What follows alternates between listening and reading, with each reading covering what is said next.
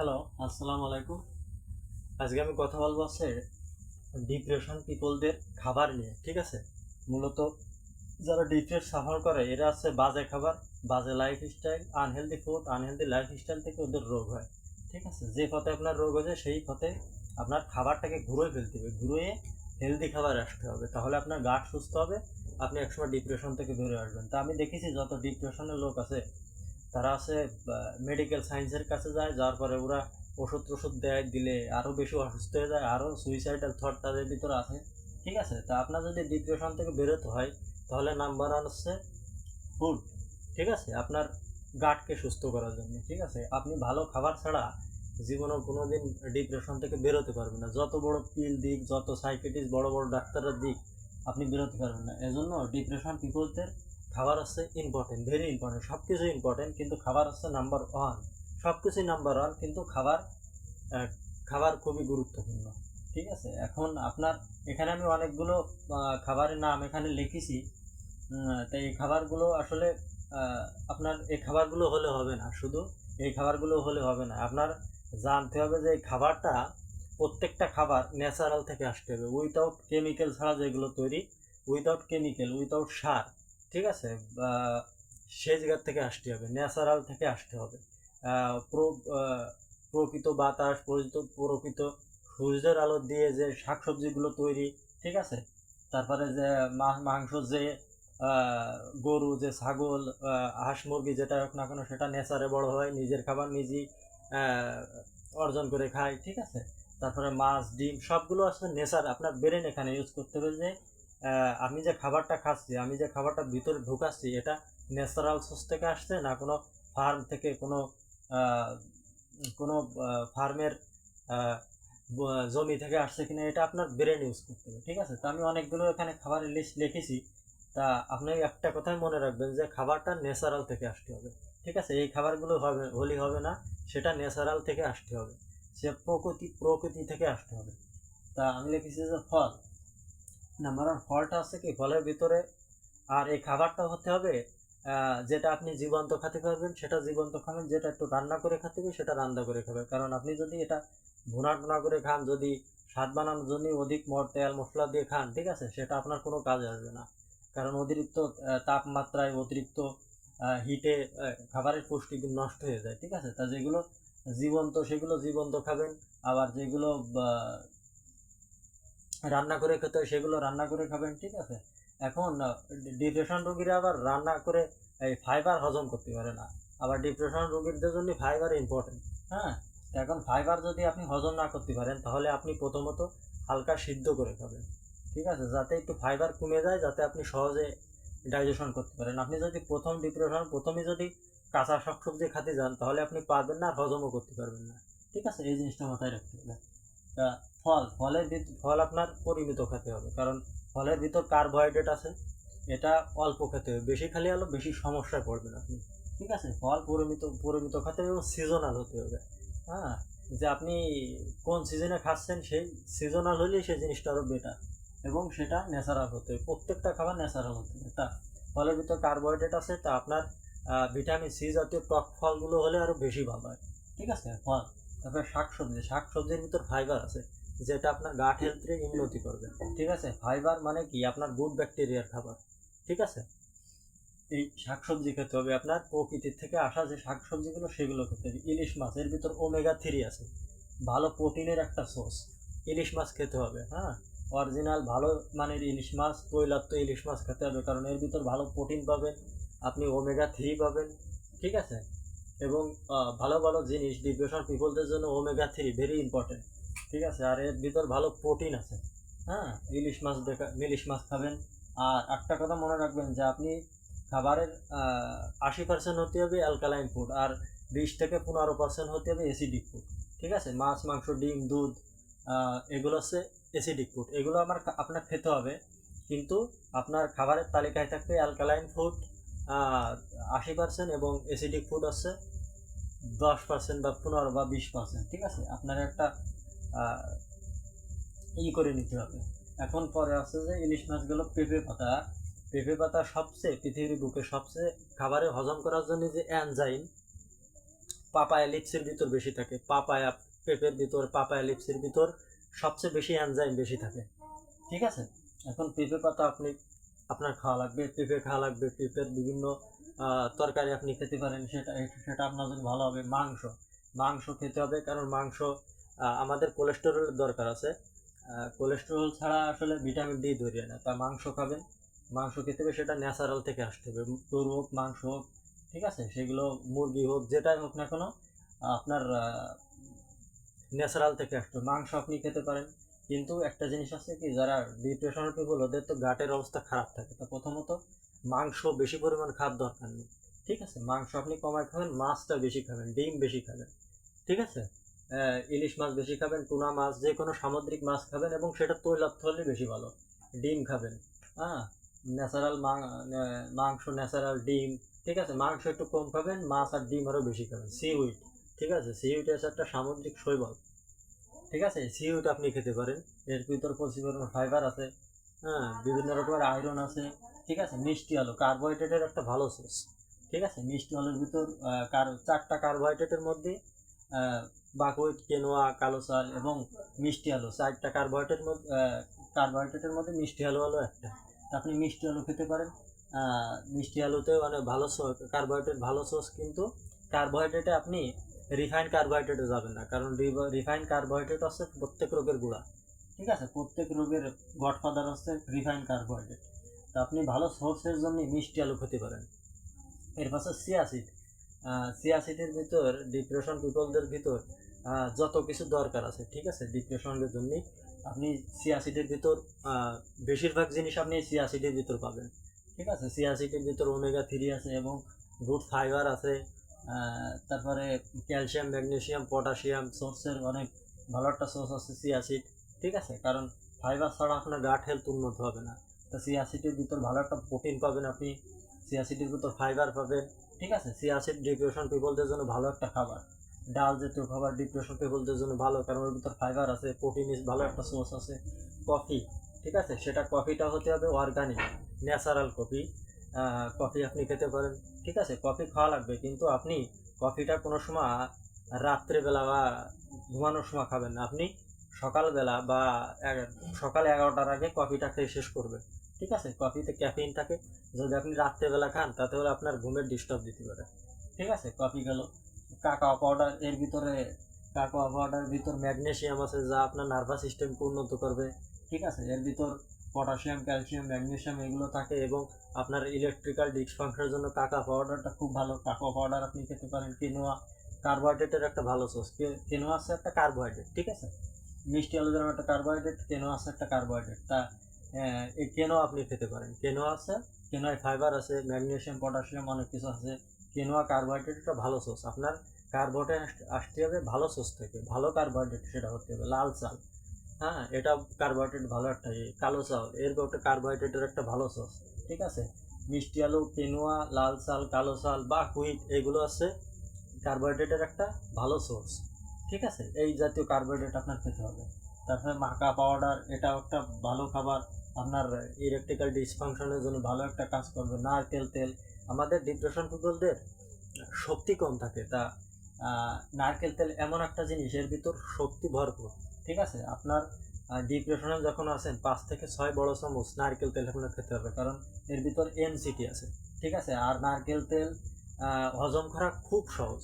ঠিক আছে, যে কোনো ডাইজেশন পিপল, যে কোনো ডাইজেশনের প্রবলেম পিপল নারকেল তেল ইজি সে হজম করতে পারে। ঠিক আছে, নারকেল তেলের বড় একটা উপকার আছে, এই নিয়ে আমি আলাদা ভিডিও। নারকেল তেল ডিপ্রেশন পিপলদের জন্য খুবই গুরুত্বপূর্ণ একটা জিনিস, কারণ এনার্জি লাগবে, এনার্জি ছাড়া আপনি কিছুই করতে পারবেন না, এক্সারসাইজ করতে এনার্জি ছাড়া আসলে কিছুই হয় না। তা নারকেল তেল আছে বিশাল একটা ইম্পর্টেন্ট একটা খাবার। ঠিক আছে, এটা হতে হবে এক্সট্রা ভার্জিন কোকোনাট অয়েল। ঠিক আছে, কোনো হাই হিটে তৈরি করা বা কোনো মেশিংয়ে ভাঙানো। ঠিক আছে, এটা খালি হবে না, যেটা যেটা একটা ভালো সোর্স থেকে, মানে আপনার জানতে হবে এটা এক্সট্রা ভার্জিন হতে হবে।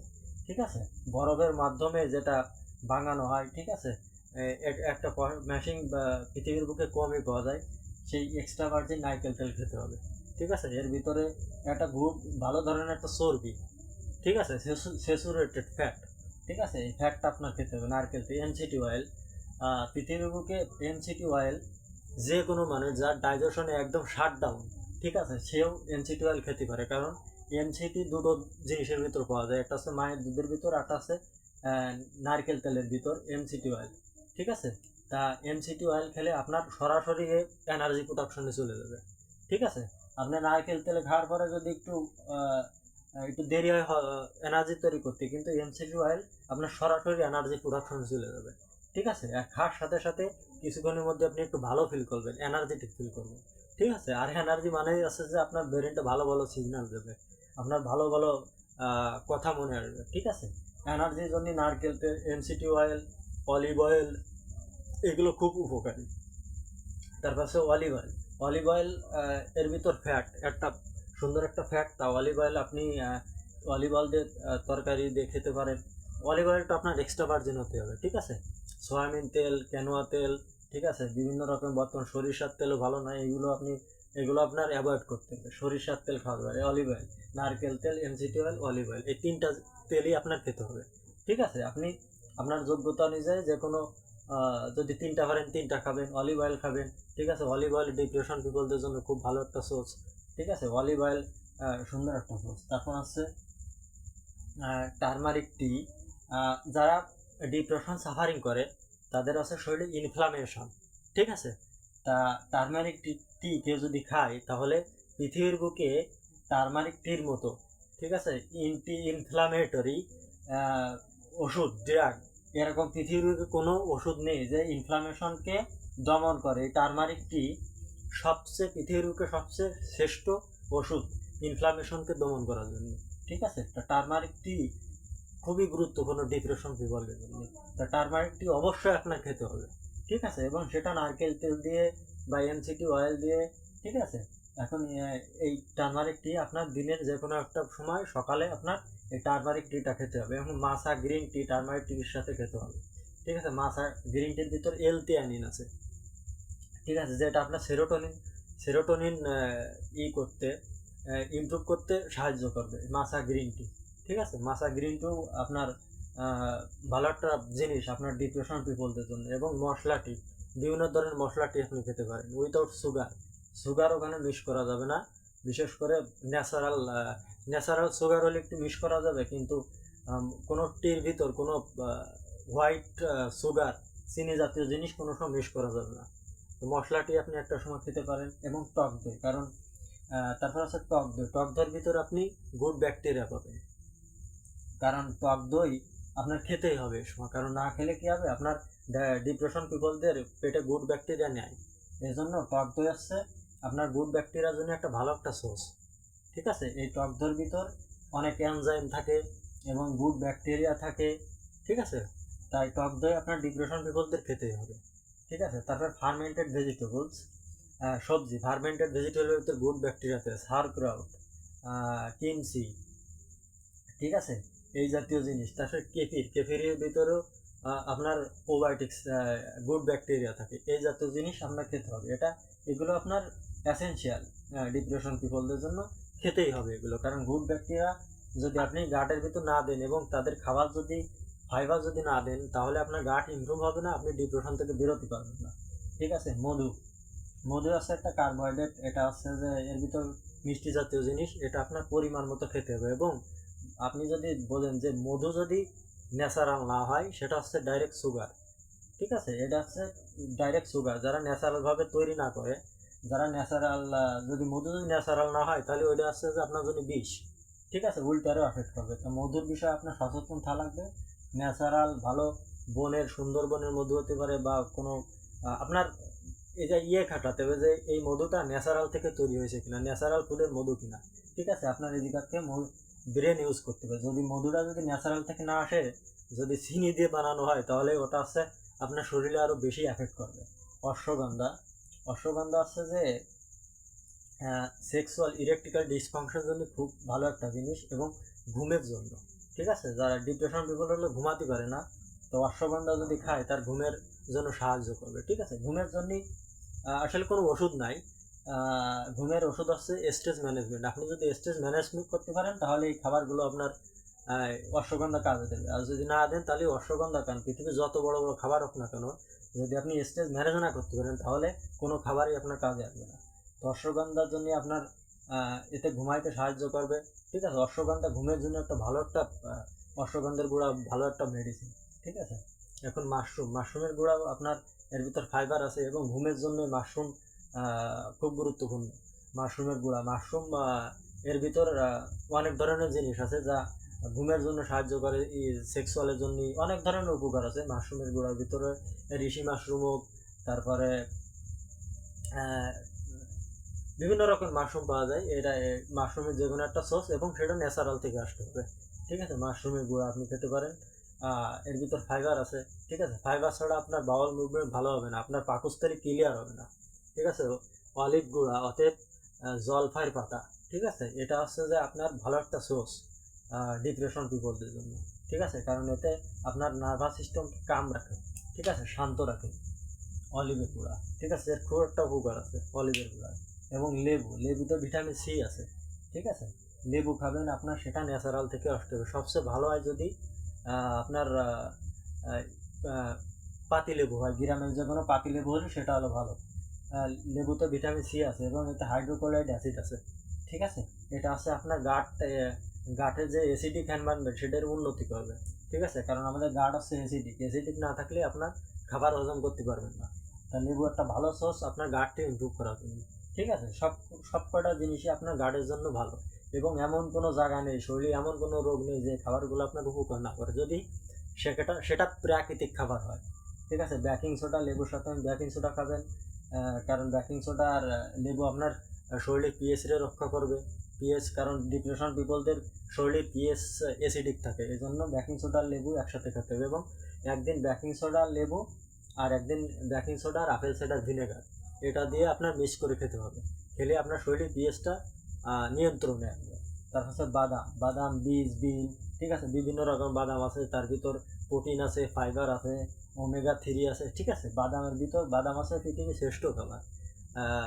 প্রায় 100টা খাবার নিয়ে বিজ্ঞানীরা করেছে, তার সবচেয়ে নাম্বার 1 খাবার হচ্ছে বাদাম জাতীয় খাবার, ঠিক আছে। তা বাদাম, কাঠবাদাম, চীনাবাদাম, আখরোট, বিভিন্ন রকম বাদাম, বীজ, সেটা চিয়া বীজ হতে পারে, তারপরে বিন, বিভিন্ন রকম বিন আছে, এগুলো আপনি খেতে পারেন, ঠিক আছে। স্পিরুলিনা সামুদ্রিক একটা শৈবাল, এর ভিতর এটা আপনার শরীরের টক্সিন দূর করবে এবং আপনারে সেরোটোনিন তৈরি করতে সাহায্য করবে স্পিরুলিনা, ঠিক আছে। স্পিরুলিনা ভেরি ইম্পর্টেন্ট ডিপ্রেশন পিপলদের জন্য। এপসম সল্টের ভিতরে ম্যাগনেশিয়াম আছে। এপসম সল্ট আপনি খাবেন না, এটা আপনার বার্ন করতে হবে, এপসম সল্টের মাধ্যমে আপনি যদি বার্ন করেন আপনার শরীরে পর্যাপ্ত ম্যাগনেশিয়াম ঢুকলে আপনার নার্ভাস সিস্টেম কাম হবে, ঠিক আছে, ঠান্ডা হবে। তো এপসম সল্ট আপনার লাগবে, ঠিক আছে। এপসম সল্ট এবং পিঙ্ক সল্ট, মানে যে সময় আপনি ডায়েটে থাকবেন আপনি কোনো সাদা লবণ, কোনো রিফাইন লবণ আপনি এখানে ব্যবহার করবেন না। এখানে পিঙ্ক সল্ট, পাকিস্তানি একটা সল্ট, এই সল্টটা আপনি খাবেন, এর ভিতর 80 রকমের পুষ্টিগুণ আছে। তো অতএব আপনার পিঙ্ক সল্ট, ভালো মানের পিঙ্ক সল্ট আপনার খেতে হবে, ঠিক আছে। এবং পিঙ্ক সল্টে আপনি বার্নও করতে পারেন, ঠিক আছে। এপসম সল্ট যদি না পান আপনি পিঙ্ক সল্টে ভালো মানের পিঙ্ক সল্ট হলে আপনি সেটাতে বাদ করতে পারবেন। সেটা আপনার শরীরে ম্যাগনেশিয়াম যাবে, সোডিয়াম, পটাশিয়াম সব কিছু যাবে। এবং পিঙ্ক সল্টটা আপনি রিভার্স অসমোসিস করে যে পানিটা পাওয়া যায় পানিটার সাথে মিক্স করে তারপরে খাবেন, ঠিক আছে। ইসবগুলোর ভুসি, এটা হচ্ছে ফাইবারের বিশাল একটা সোর্স। সিলুম হাক্স, এটা ফাইবার।